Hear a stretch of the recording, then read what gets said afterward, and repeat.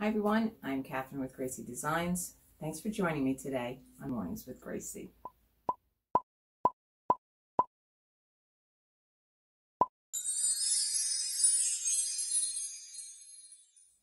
Today's project actually has more than one how-to in it.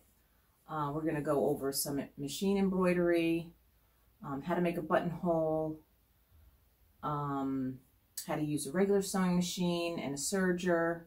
When we're finished, we're going to have this adorable little recipe pouch. I designed the pouch, but I have to thank Embroidery Library for the designs.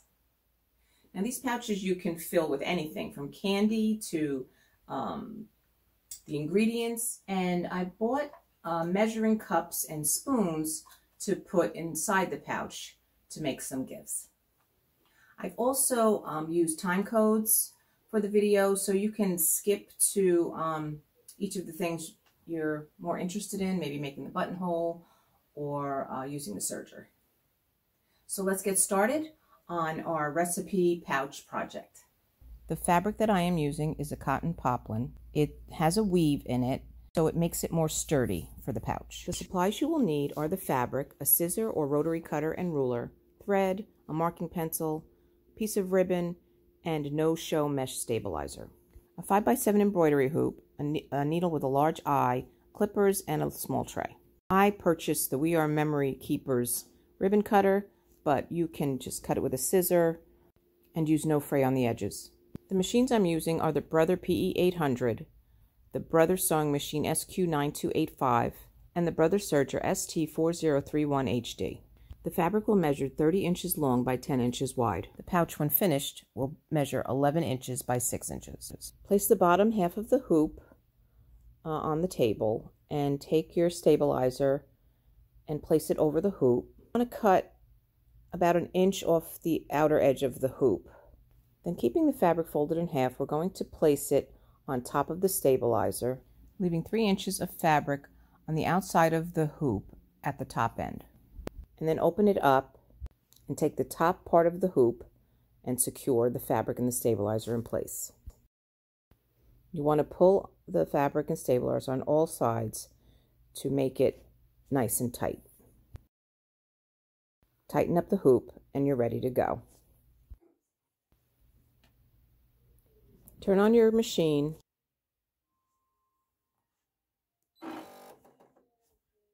and then pick your pattern. I'm getting my pattern off of my USB.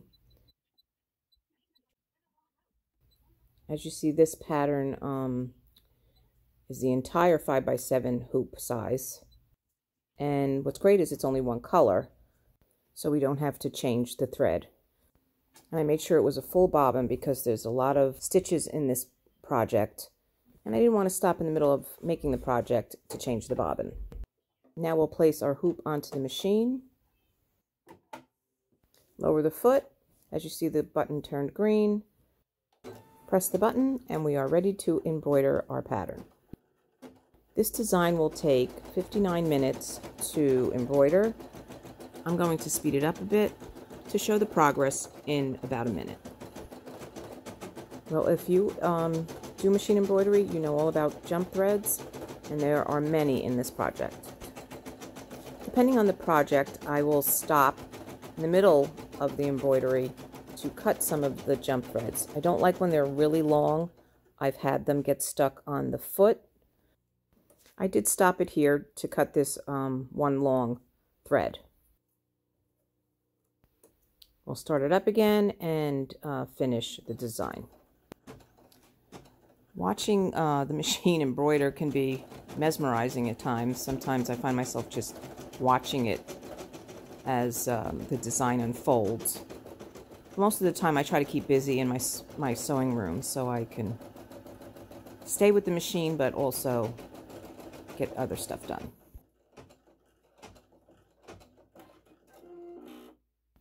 The design is finished. We'll remove the hoop from the machine. Don't forget to lift up the foot. I do that a lot. And the design comes out really well on this fabric. Now we can get started on cutting the jump threads. I think it's easier to cut the threads while the design is still in the hoop. These clippers are great for this. Of course, the jump threads are not only on the front, but on the back as well. And since we're not lining this pouch, we want to make sure we get all those jump threads in the back. We are ready to take our design out of the hoop.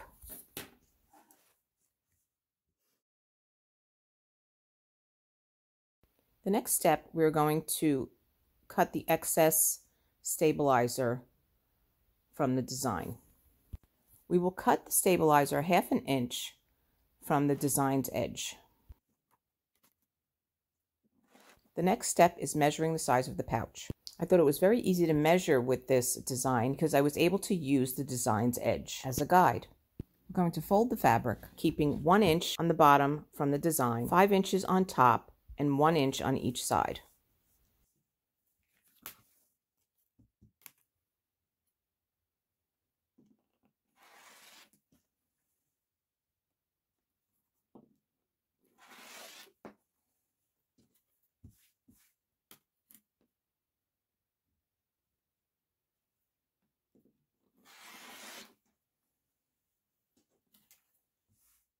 What's nice about this stabilizer is we can use it as the inside casing area for the ribbon.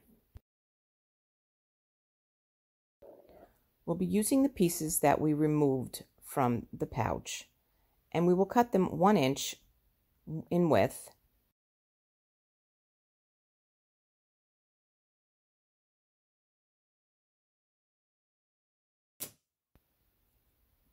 We can lay them on top of the pouch and trim the sides. We want to leave a little bit excess on each side as a guide later to line them up when we're sewing the casing in.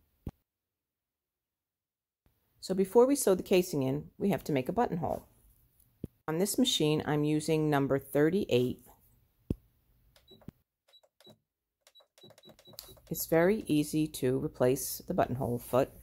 In order for the buttonhole foot to know how big to make the buttonhole, you have to put a button in this little compartment here. I've used this snap because it was just the right size that I wanted for the buttonhole. Most of the buttons I had were either too small or too large, so this worked really well. I also found it easier to put the thread through the hole for the stitching area than trying to put that through there once the foot is attached. Place the attachment underneath, aligned with the little rod. Drop down, press your foot, pull down the buttonhole lever when you're ready to go. We're going to mark the area where we want to place the buttonhole. It will be marked 2 inches from the top of the design and 3.5 inches in the center. When placing the pouch underneath the foot, put the dot underneath the stitch hole where you can see it, and it should be aligned perfectly.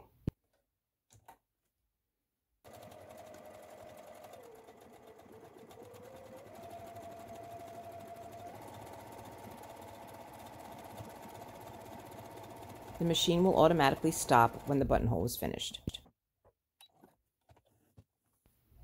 There you go.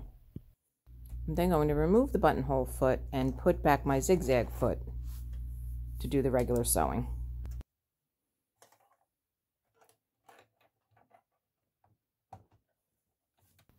Next, we'll sew the inside casing for the ribbon.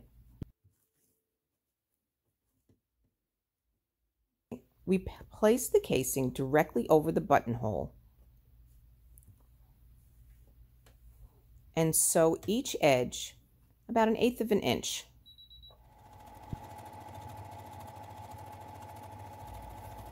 The casing will be aligned with the buttonhole and sealed on each edge.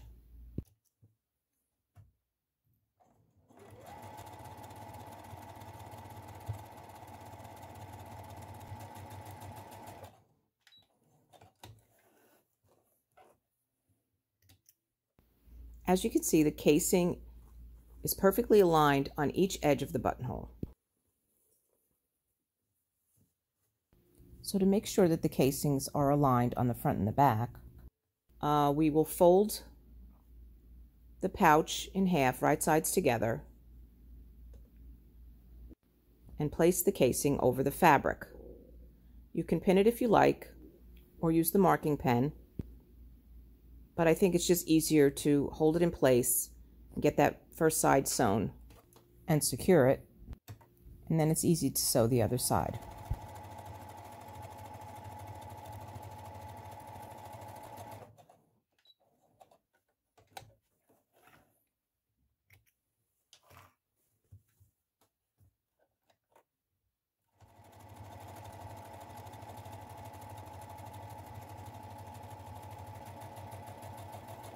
The casings are finished and lined up. Next step is to do some pressing.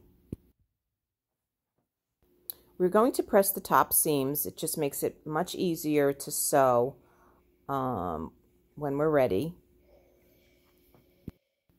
We're folding it over twice to make a nice edge at the top of the pouch, about 1/4 inch wide. Now we are ready to sew the side seams of the pouch, and we will be using the serger. So even though we just pressed the top edges to sew later, we do have to keep them open when sewing the side seams. With right sides together, we're going to start at the bottom on the fold. There are these little measurement lines on the side, 1/2 inch, 1/4 inch. We are going to be sewing a 1/4 inch seam. So we will align the fabric with that line. I like to use the serger to sew the sides because it cuts and sews the edges so it doesn't fray. If you're using a regular machine, you can try using an overcasting stitch or a patch work stitch to help keep it from fraying. We'll do the same for the other side. When we're done sewing the pouch, we will trim all the end threads.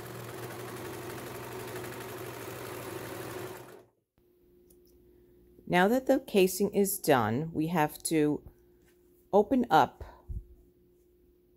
each edge by the seam so that the ribbon can go through.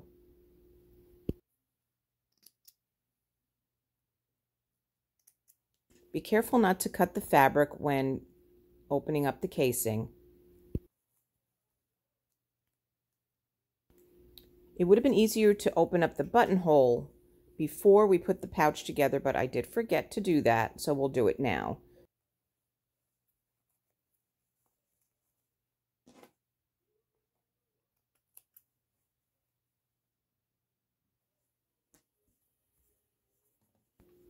The last thing we have to sew is the seam at the top of the pouch. It's about 1/4 inch wide, so you just want to sew as close to the inner edge as possible.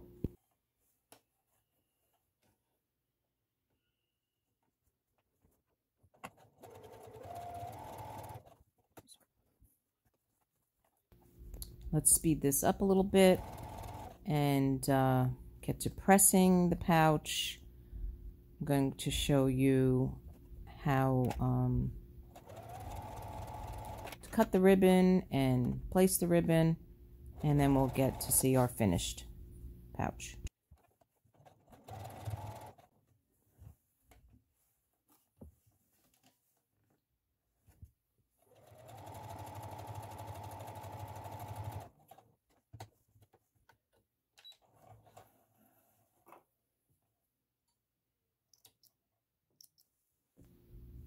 Pouch is finished. Now we're going to press it and cut and add the ribbon.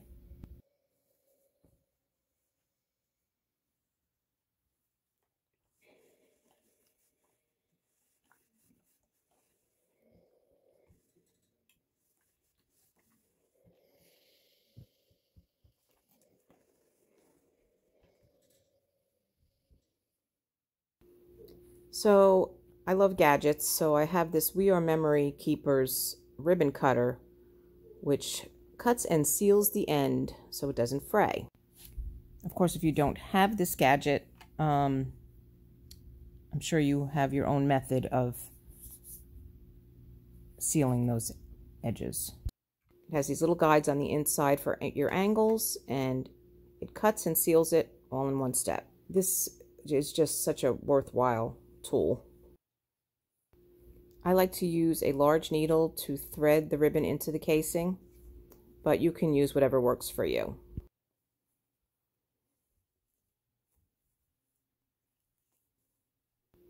We start at the buttonhole. We go through the casing and through those little cuts that we made on the seam's edge, back around, and then out through the buttonhole again.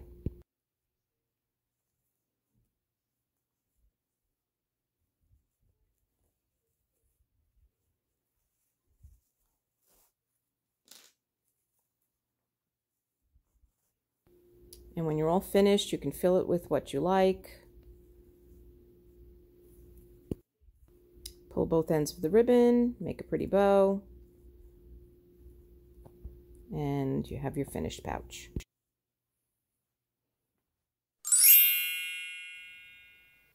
I hope you like this video. Please remember to subscribe, like, comment, and share. GraCee Designs. And join me next time on Mornings with GraCee.